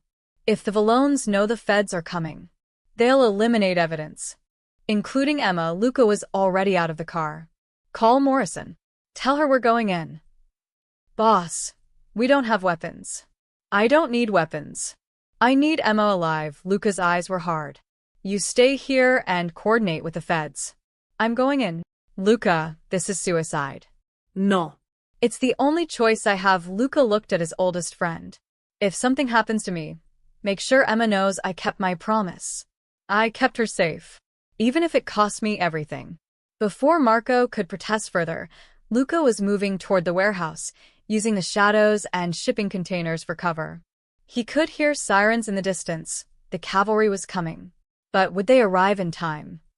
Inside the warehouse, he could hear shouting. An engine starting. They were evacuating. Luca found a side door, rusty, partially open. He slipped inside and immediately smelled gasoline. His blood ran cold. They weren't just evacuating. They were going to burn the evidence. Burn the building. With Emma inside. He moved through the shadows, his heart pounding. Ahead, he could see a figure tied to a chair in the center of the open floor. Emma. She was slumped forward, and for one terrible moment, Luca thought she was dead. Then she moved. Relief flooded through him so intensely it almost brought him to his knees. Light it, a voice said. One of the guards was pouring gasoline in a wide circle around Emma's chair. Boss says burn it all. The feds can find ashes. The other guard held a lighter. Luca had seconds to make a choice. He could wait for the FBI, follow the rules, do this the legal way. But Emma would be dead before they arrived. Or he could break his promise to himself and become his father's son one last time. It wasn't really a choice at all. Step away from her, Luca said, walking into the light, his hands raised. Now. The guard spun, guns drawn. The one with the lighter's thumb hovered over the ignition. Luca Romano, the guard sneered. Valone said you might try something stupid. Guess he was right. Let her go. This is between me and Matteo. She's innocent. Nobody's innocent. That's what your father used to say, right? The guard grinned. How about this? We let you watch her burn, then we kill you. Tell Valone you died screaming. Emma's head lifted. Her eyes met Luca's, and despite the blood on her face, despite the terror, she smiled. Took you long enough, she whispered. The guard's thumb moved toward the lighter. And Luca charged. Luca hit the guard with the lighter like a freight train, driving him backward into a stack of crates. The lighter flew from his hand, skittering across the concrete floor, away from the gasoline. Thank God. The second guard raised his gun, but Luca was faster than he'd ever been in his life. He grabbed the man's wrist, twisted hard, and used the guard's own momentum to slam him face-first into a metal support beam. The gun clattered away.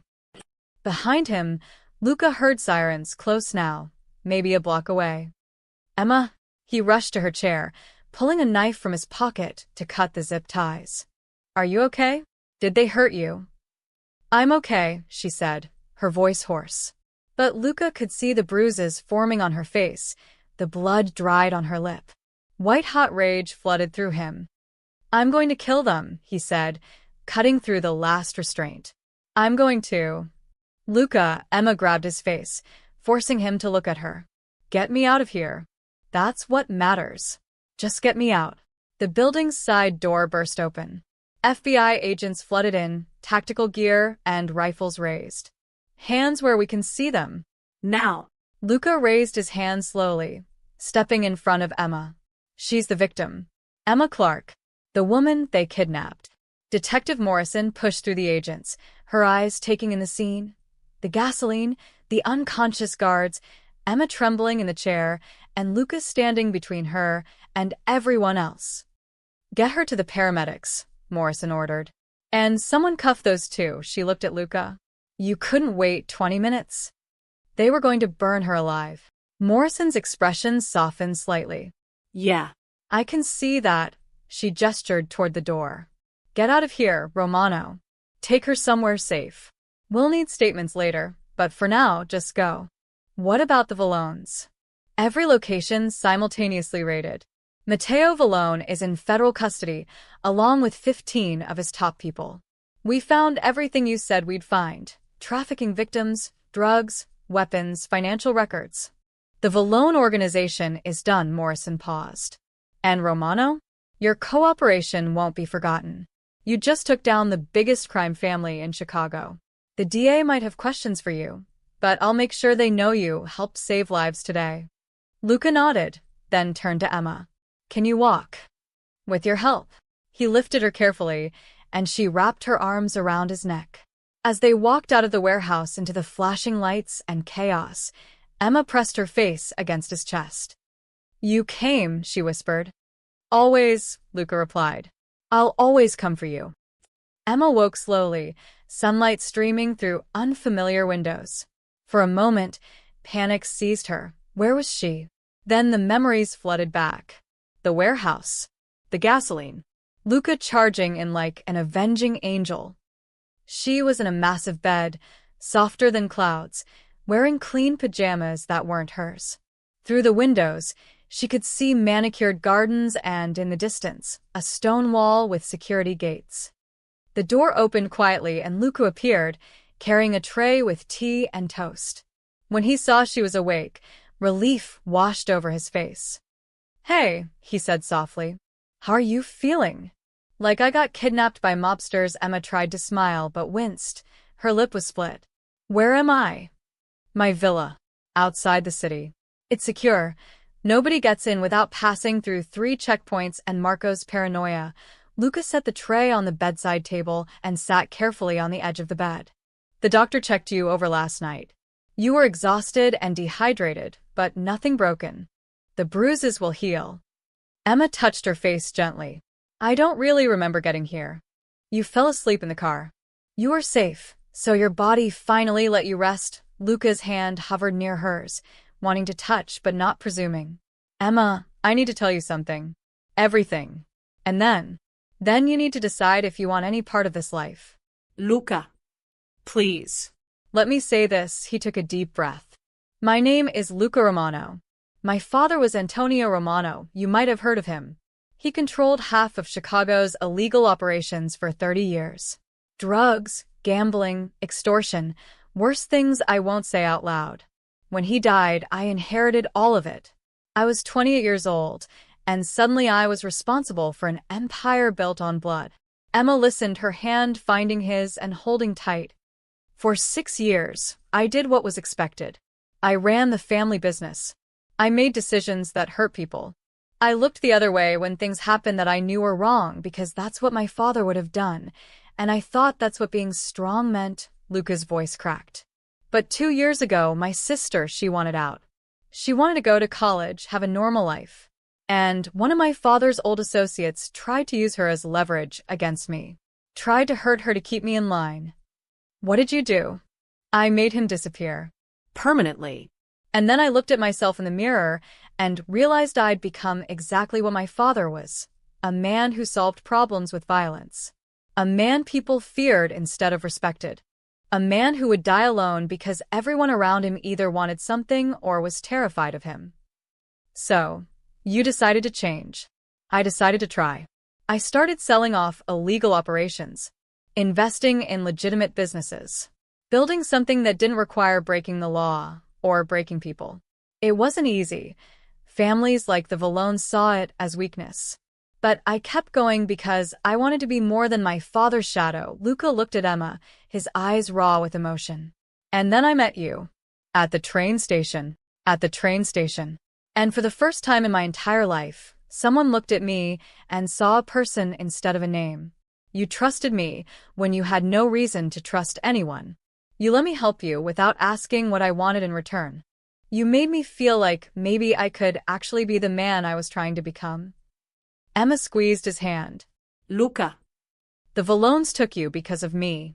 Because they knew you were important to me, and they wanted to use you as a weapon. Ryan betrayed you to them, because I stepped between you and him that night. Everything that happened, you getting kidnapped, hurt, terrorized, it's all my fault. Stop, Emma's voice was firm. Ryan made his own choices. The Valones made theirs. You didn't make them hurt me. You're the only reason I'm alive. If you hadn't found me, hadn't come when you did. I gave the FBI everything, Luca continued, needing to say it all. Every file, every piece of evidence, every connection I had. I destroyed my father's empire in one night. Some of that evidence could put me in prison too, deals I made, things I did before I started going legitimate. I don't know what's going to happen to me legally, but I know that I chose you over everything else. And I'd make that choice again. Emma pulled him closer. What happened to the Valones? Matteo and his top people are in federal custody. The organization is finished. The FBI found trafficking victims, enough evidence to put them away for life. It's over. And Ryan? Luca's jaw tightened. The Valones killed him, used him for information, and then eliminated him as a liability. I'm sorry, Emma. I know he hurt you, but nothing. He made his choice too. He traded me to dangerous people for revenge and money, and it cost him everything. Emma's eyes were sad but clear. I don't wish death on anyone, but I can't mourn him either. Not after what he did. They sat in silence for a moment, hands intertwined. So, where does this leave us? Emma asked quietly. That depends on you. I'm trying to be completely legitimate now. No more illegal operations. No more gray areas. Just business, legal business. But my past doesn't disappear. There will always be people who remember who my father was, who I was. There will always be some danger. Luca met her eyes. I can set you up with a new life. New city, new identity if you want. Money to start fresh. You can walk away from all of this, from me, and be safe. Is that what you want? God, no. I want you to stay. I want to wake up every morning knowing you're safe and happy. I want to build something good with you, something that has nothing to do with my past. But Emma, I can't ask you to tie your life to mine. Not after everything that's happened. Emma touched his face gently, her thumb tracing the scar on his jaw. You saved me twice now. Once from Ryan, once from the Valones. Maybe it's time someone saved you from yourself. What does that mean? It means I'm not running. Not from you, not from this. You're trying to be better, Luca. I see that. And I want to help you get there. She smiled despite the split lip. Besides, Rosa would never forgive me if I left. She's already planning our wedding. Luca laughed, a genuine, relieved laugh that made him look 10 years younger. She told me the same thing yesterday. Then I guess we can't disappoint her. He leaned his forehead against hers, careful of her bruises. I love you, Emma Clark. I don't know when it happened or how, but I do. And I promise you, I will spend every day trying to be worthy of that. You already are, Emma whispered. You already are. Outside, the sun climbed higher in the sky, and in the distance, Chicago glittered with possibility and promise. The darkness was finally lifting. The next 2 months felt like living through an earthquake, constant aftershocks, nothing stable, everything shifting beneath their feet. Emma watched the news obsessively those first few weeks. The Valone arrests dominated every channel. Matteo Valone, let out of his estate in handcuffs, his face a mask of rage. His associates, rounded up across the city, like a coordinated harvest.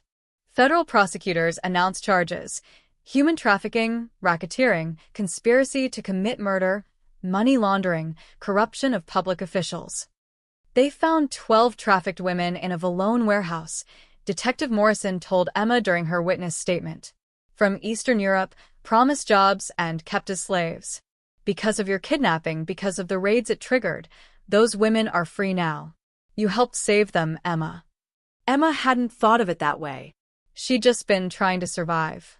But knowing her nightmare had ended, others gave her something to hold onto during the long nights when she still woke up sweating, remembering the smell of gasoline. Luca was different now, lighter somehow, but also waiting. Waiting for the other shoe to drop. Waiting for federal prosecutors to decide if his cooperation absolved his past crimes or simply delayed their reckoning. They could still charge me, he told Emma one evening as they sat in the villa's library. Conspiracy, racketeering for my father's time. Some of the deals I made before I started transitioning out. Morrison said you saved lives. That has to count for something. It does. But it doesn't erase what I did. Lucas stared into his whiskey glass. I've been meeting with prosecutors, answering questions, giving depositions.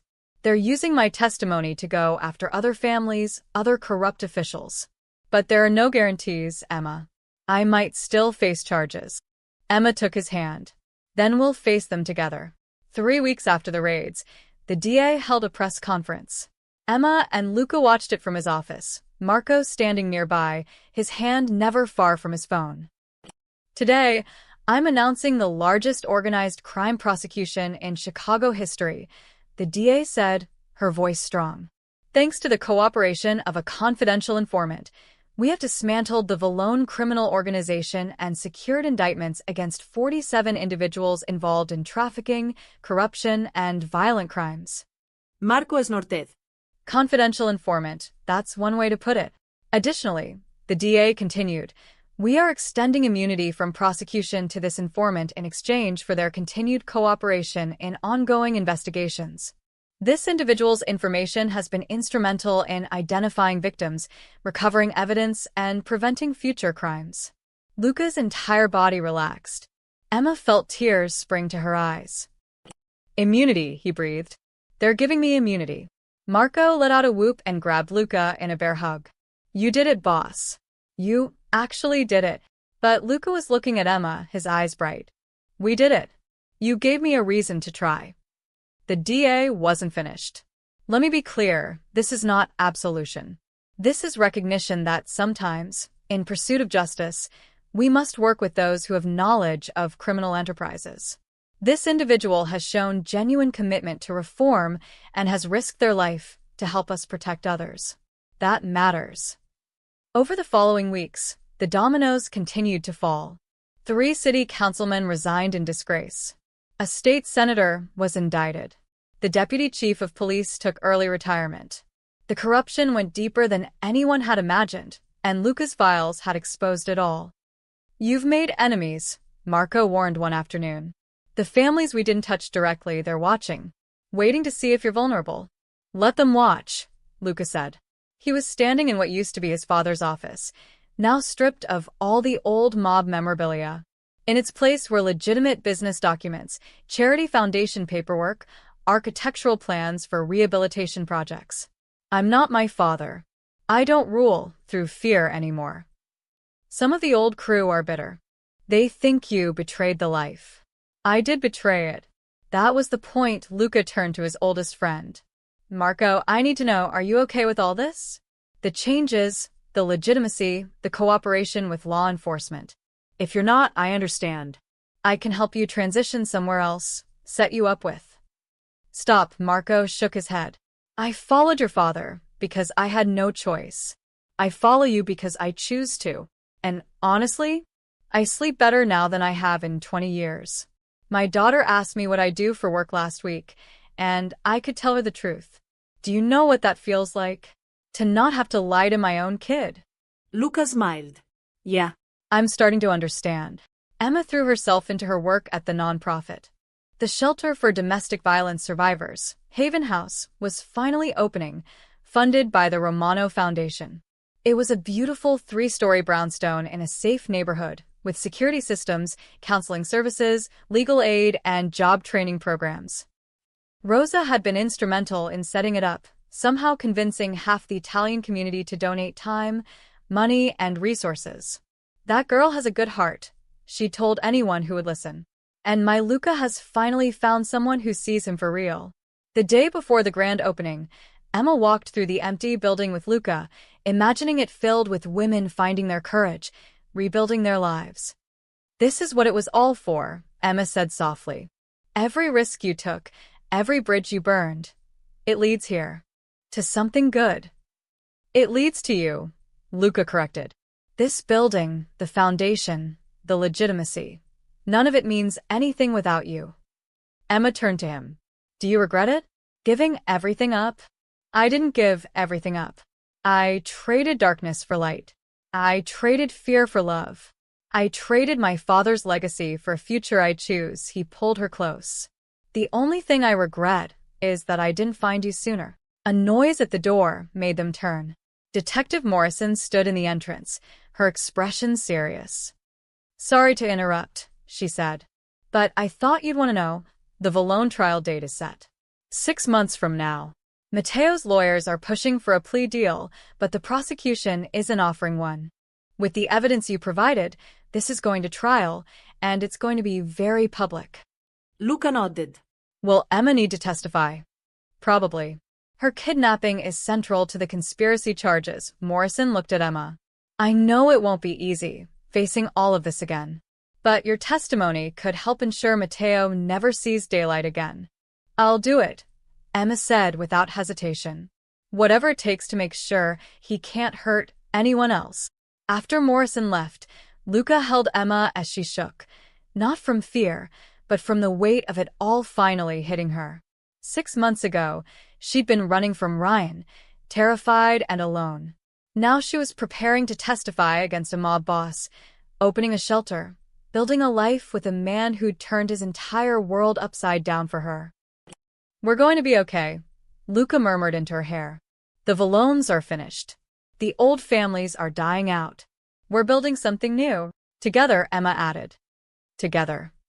That night, across the city, Ryan Mitchell's mother sat alone in her small apartment, staring at a police report that listed her son as deceased, murder victim. The detective had been sympathetic but clear. Ryan had gotten involved with dangerous people, had betrayed someone to criminals, had paid the ultimate price for his choices. She'd always known her son had problems with anger, with control. She'd made excuses, looked the other way, told herself he'd grow out of it. Now he was gone, and a young woman she'd never met was alive because her son's plans had failed. She should hate that woman, should blame her for Ryan's death. Instead, she just felt tired, and she said a prayer that wherever Emma Clark was now, she was safe and happy. Because at least someone should get a second chance. At least someone should get to choose happiness over fear. The Valone Empire had fallen. The Romano criminal legacy was ending. And from the ashes, something new was beginning to grow. 6 months later, Emma stood on the front steps of Haven House, watching the evening sun paint the brownstone in shades of gold. Inside, 12 women were finding their courage, some just arrived, others preparing to move into their own apartments. Each one a survivor, each one choosing to rebuild. The sign above the door gleamed. Haven House, a safe place for new beginnings. Rosa appeared in the doorway, wiping her hands on her apron. She'd been teaching cooking classes to the residents, insisting that knowing how to feed yourself was the first step to independence. Bella, you work too hard, Rosa scolded gently. It's almost 7. Go home. That boy of yours is probably pacing holes in the floor waiting for you. Emma smiled. That boy was currently in a board meeting, finalizing the purchase of another building for a second Haven House location. The Romano Foundation had grown beyond anything she'd imagined. Job training programs, scholarship funds, rehabilitation projects in struggling neighborhoods. 5 more minutes, Emma promised. I just need to. Her phone buzzed. A text from an unknown number. Miss me? Emma's blood ran cold. The number was different, but she recognized the pattern. Ryan used to text her from burner phones when she'd block him. But Ryan was dead. The police had confirmed it. She'd seen the death certificate. Another text. Did you really think you could forget me? I'm always watching, Em. Always. Her hands trembled. This couldn't be real. Ryan was gone. But the text kept coming, you look happy. That won't last. It never does with you. The front door opened behind her. Luca stood there, concern immediate on his face. Emma, what's wrong? She showed him the phone, her voice small. It's him. It's Ryan. But he's dead. Luca's voice was firm. He took the phone, his expression darkening as he read the messages. Then, understanding crossed his face. It's not him. Someone's using his old tactics. Probably someone who knew him, knew how he operated. But who would? Someone who wants to scare you. To remind you that you're not safe. Luca's jaw tightened. Let me handle this. No, Emma's voice was stronger now.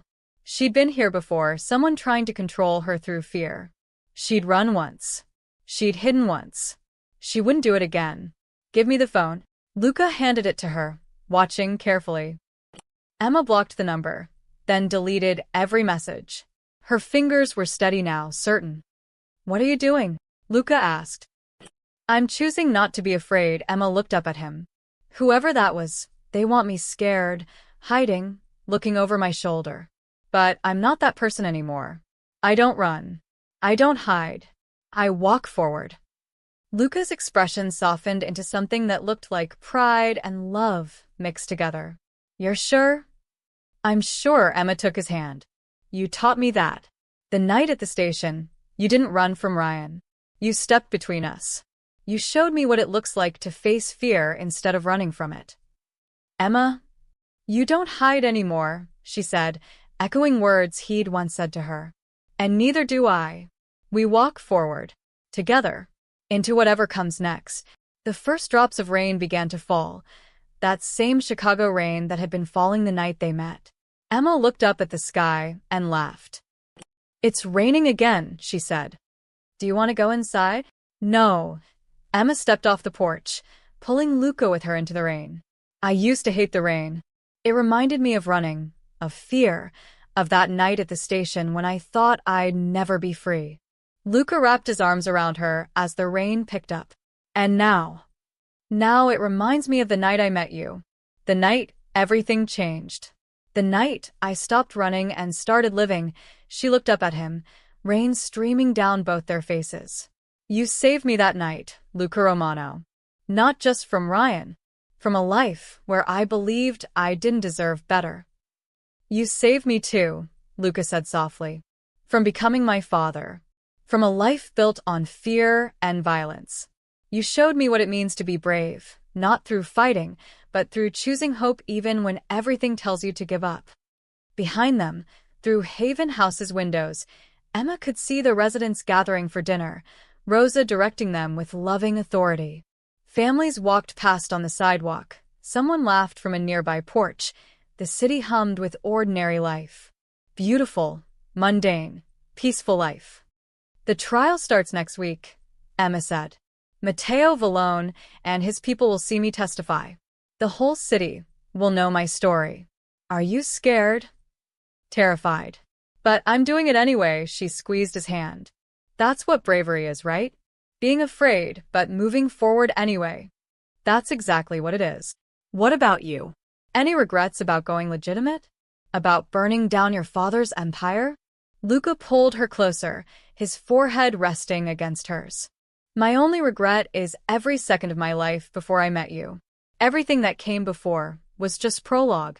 This, us, Haven House, the foundation, building something good. This is the story I want to tell. Emma kissed him then, standing in the rain, letting go of every last shadow of fear. When they pulled apart, both were smiling. Come on, Luca said, taking her hand. Let's go home. Wait, Emma turned back toward Haven House one more time, taking in the sight. Warm lights in the windows, safety within its walls, women finding their strength inside. I just want to remember this. This moment. This feeling. What feeling? Peace. Purpose. Belonging. She looked at Luca. Love. We'll have thousands more moments like this, Luca promised. I know. But this one, This is the one where I finally believe it, where I finally trust that I deserve it. They walked together through the rain, not running, not hiding. Just two people who'd found each other in darkness and chosen to walk toward light. Above them, the rain continued to fall on Chicago, washing away old sins and watering new beginnings. And somewhere in the city, Detective Morrison smiled at her computer screen, reading the final report that officially closed the Valone case. Justice served. Lives saved. Futures secured. Emma Clark and Luca Romano disappeared into the rain, hand in hand, walking toward whatever tomorrow would bring. Not as a victim and her savior, but as equals, as partners, as two people who'd both found their courage and their purpose in each other. The rain fell, the city lived, and they walked on. Together. The end.